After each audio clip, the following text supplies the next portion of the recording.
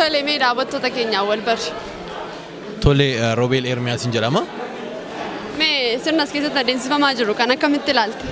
Sirni adeemsifamaa jiru baay'ee gaariidha akkuma waliin ilaalaa turredha. Sirna eebba fiilmii fi kitaabaa ture. Haala namatti toluudhaan eebbifameeti kan jiru baay'ee namatti tola. Egaa akkuma beekamu yeroo baay'ee fiilmiitu ilaalchifama gaafa jedhu namoonni uummanni keenya agas mara ilaaluudhaaf eeyyamamaa miti. Amma garuu akka ajaa'ibaattiidha kan namni seenaa jiru. Kun faayidaa akkamii qaba jettee yaadda? Inni kun egaa gara aartiin keenya guddachuu irratti shoora guddaadha kan inni taphatu. Maaliif gama keenyaan nuun qophaa'ee nuti hin daawwannu taanaan, nuti hin laallu taanaan, nuti hin dubbisnu taanaan qaamni dhufee nu dubbisu waan hin jirreef jechaadha. Shoora guddaadha kan inni taphatu aartii keenyaaf jechaadha. Yeroo baay'ee fiilmiiwwan hojjetaman afaan keenya afaan Oromoo irraan kan hafe fiilmiiwwan hedduu YouTube irraa argannee buufannee ilaaluu dandeenya.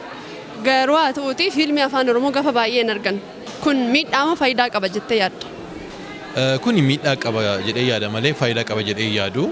Maaliif fiilmiin baay'ee barumsa irraa argannaa, ittiin bashannannaa, hamma nuuf galeedha malee barumsa guddaadha.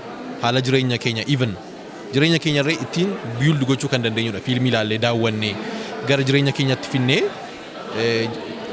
wal simsiisnee jireenya keenya faana faayidaa guddaadha kan inni qabu bilchaachuuf illee jechaadha. Baay'ee galatoomii. Ulfaadhu galatoomeetillee.